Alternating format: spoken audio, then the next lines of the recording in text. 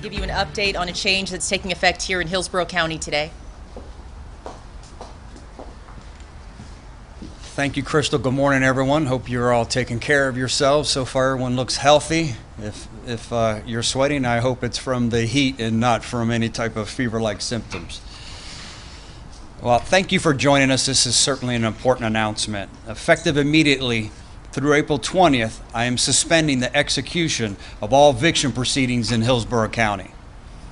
I've been monitoring closely over the last several weeks the impact preventative measures to stop the spread of COVID-19 are having on our hardworking citizens in our community.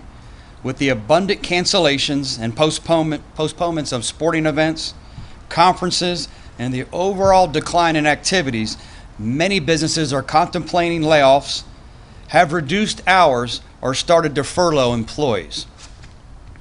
Yesterday's order from Governor DeSantis to close bars and nightclubs, and the decision by the Hillsborough County Emergency Policy Group to limit occupancy at restaurants will affect many within our Tampa Bay community.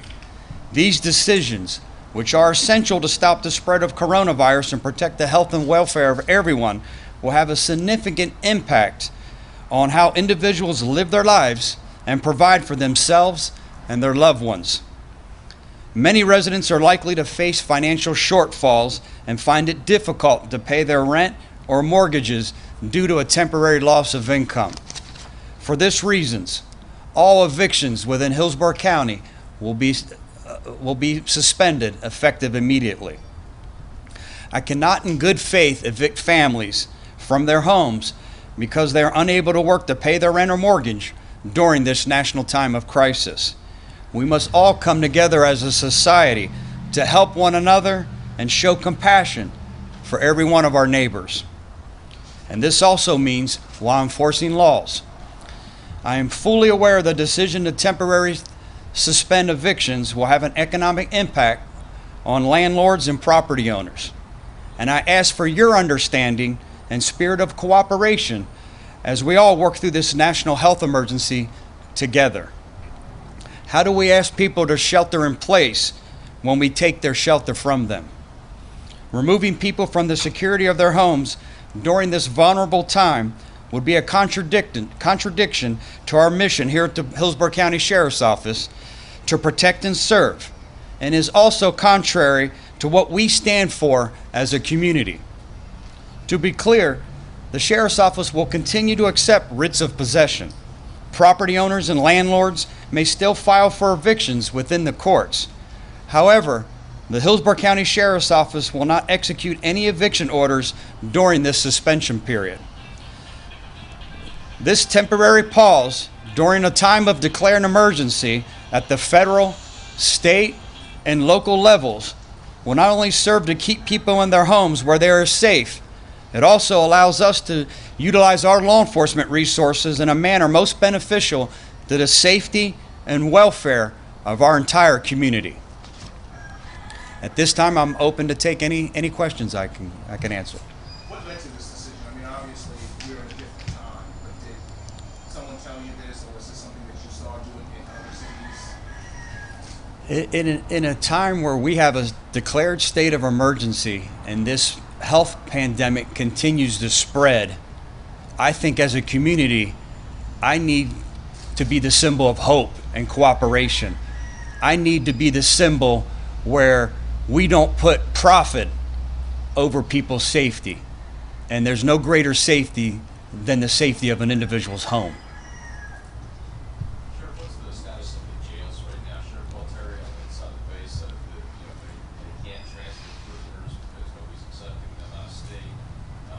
They face a crowded condition. So how about your jails?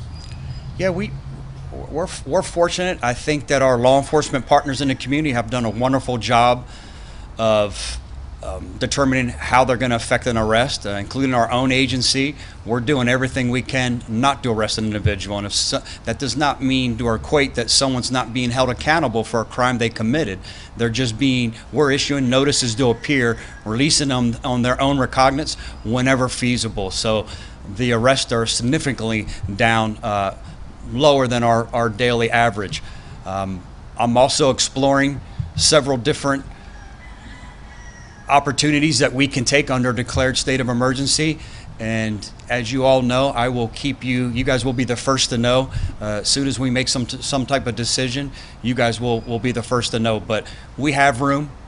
We don't face an overcrowded jail population. I think we've done a great job taking preventative measures between our diversion programs, adult and juvenile, between the different execution of orders that we've relayed to our criminal justice partners and the different chiefs of police here. Everyone's been extremely understandable and cooperative to where we don't have an overcrowded jail here in Hillsborough County at this point. But again, we're exploring every opportunity possible, and I will relay what those are to you as soon as we make some concrete decisions. And to that point, with some of those considerations, we letting people out for less than, I don't want to say serious crimes, but for minor offenses and perhaps not arresting them. It absolutely will entail releasing those who are awaiting pretrial, any type of pretrial conferences, people awaiting pretrial, anyone who's a nonviolent offender. Those will be the individuals that I will consider. Again, in good faith, I can't consider releasing a violent offender back into the community before they have their day in court. But anyone who's a nonviolent offender, those individuals will be the ones that I will consider releasing them, again, on their own recognizance. Their day in court will come. They just won't have to do it awaiting in one of our detention facilities. Doing it in jails to make sure to the best extent that you can to see that this virus doesn't enter your facilities? Well, first and foremost, it's making sure we don't put people into jails that don't need to unnecessarily be in a detention facility. Secondly is our screening process. We have an expansive screening process. If anyone's exhibiting any symptoms, we're trying to divert those individuals at the beginning. We do have a setup in the jail with self-contained cells that are self-circulating, where they won't affect other populations within our inmate population. They'll be immediately diverted if someone does come in and needs to be incarcerated. We're prepared for that. And then again, it's making sure we're encouraging our inmate population to take precautionary measures too, washing their hands, sanitizing their hands. We're trying to distance them as much as we can within the jail population. Again, doing everything we can to protect the detention facilities as far as our own employees. And part of that, again, is we just stopped all visitation at the jail. We've worked very well with our telephone provider. They've agreed to, for free, each inmate will have 2 5-minute phone calls a week to contact their family.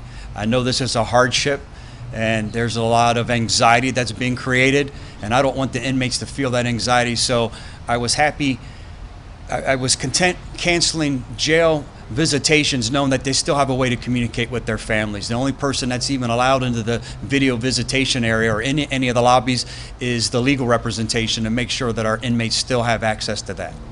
Back to the eviction proceedings, how many do you guys typically serve in a day or a week? Well, we normally do on average about 763 a month. We have 250 that are currently awaiting service that we will suspend. They pay a non-refundable fee, but some of these individuals will self-evict themselves, and that happens on occasion. We get evictions and they leave the premise before we're able to serve the eviction. So this will have an economic impact on some of our landlords and our property owners. But again, we're not saying that these eviction processes won't be served. We're just going to delay the process until we can see where we're at for the next 30 days. What if we're dealing with the situation where the person is violent or is a danger to the landlord or the community or something like that? I know it's a case-by-case basis, but in that situation. Yeah, everything will be certainly a case-by-case basis. But again, I've heard every different scenario. What if a tenant damages the property before we're able to evict them? Well, that's nothing that we don't face now. That tenant's still responsible for the financial property damages that they commit. Yes, there's a lot of discussion of curfew, discussion of closing businesses. I'm fortunate to be a member of the emergency policy group. We meet again tomorrow. I think it's important to remember that during a declared state of emergency in our county, the county administrator has the ultimate authority to decide what we're going to do. The other 9 members of the board, we simply recommending whatever changes. I certainly would be an advocate of a curfew. I think that if we could do an 8-hour curfew in over those midnight hours, I think I would feel more comfortable knowing that we're helping to promote that at least 1/3 of the day our community is self-quarantining themselves. Again, that wouldn't include people at work or traveling to and from work. But again, those recommendations will be discussed tomorrow afternoon at the emergency policy group. And then the ultimate decision will be made by our county administrator. Are you guys taking any kind of precautionary measures in the jails as far as recreational time or eating or, spacing things out? Yes, when feasible, being outdoors, we know that's a good thing. So we're allowing them to be outdoors as much as possible and feasible. But other than that, it's just them taking precautionary measures. We know that the jail population's healthy. What we just have to do is make sure we protect them from an unhealthy person coming in and infecting those who are serving time inside of one of our detention facilities. In making this decision about evictions, did you have any conversations with landlords, and kind of what was the response that you received? I didn't.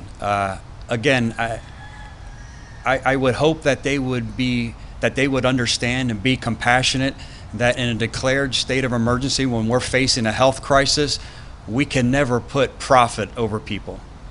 Any other questions? Sure. Yesterday they got the word that bars would close for 30 days, restaurants have to close at 10 p.m. What are you doing in the county to ensure that is happening? Yeah, at this point, obviously we can effect an arrest. That's a misdemeanor arrest. That's counterintuitive to everything that we're doing. So what we're focusing on is education and awareness.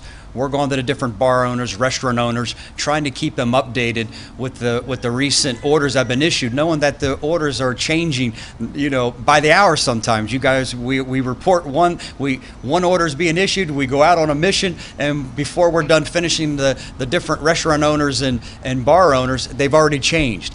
So we're just trying to keep them educated and trying to ask for the cooperation. But that's a great question. I think that restaurant and bar owners have every incentive in the world to enforcing these set of rules, knowing that if they don't and the COVID-19 virus continues to spread, they have to be intelligent enough to know that the restrictions are going to become even more stringent. Thank you, everyone. Thank you, Sheriff. Thank you, everyone.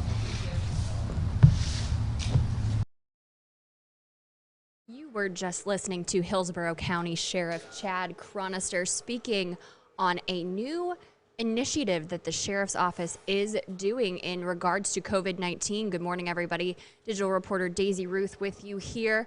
As you heard, the Sheriff's Office, the Hillsborough County Sheriff's Office, is suspending execution of all eviction proceedings in Hillsborough County, effective immediately through April 20th. The sheriff said he cannot work in good faith to evict families from their homes because they're unable to work or pay their rent or mortgage. He did mention the economic impact on landlords. He also mentioned that I had not heard this yet, that they've stopped all visitation at the jail. Each inmate now has 2 5-minute phone calls to their family, but legal representation is allowed at the jail for those inmates. Hey guys, I know everybody's asking about closing the beaches. I just see a comment from Linda Pollard asking right now, close the beaches. So these beaches that we've been showing you are Clearwater Beach in Pinellas County. I mean, JB and I have been mentioning we don't want to keep picking on the folks over at Clearwater Beach, but beaches in Pinellas County, and we've also been showing you Sarasota County beaches. Here in Hillsborough County, we really only have bay beaches, which yes, could still be an issue, but those don't tend to be quite as crowded. Yes, I see comments about the Roosters too. Yes, their headquarters is in Ybor City, where the Roosters roam free, so they were quite active this morning. But again, Hillsborough County Sheriff Chad Chronister announcing today that all eviction proceedings in Hillsborough County, effective immediately, will be stopped through April 20th.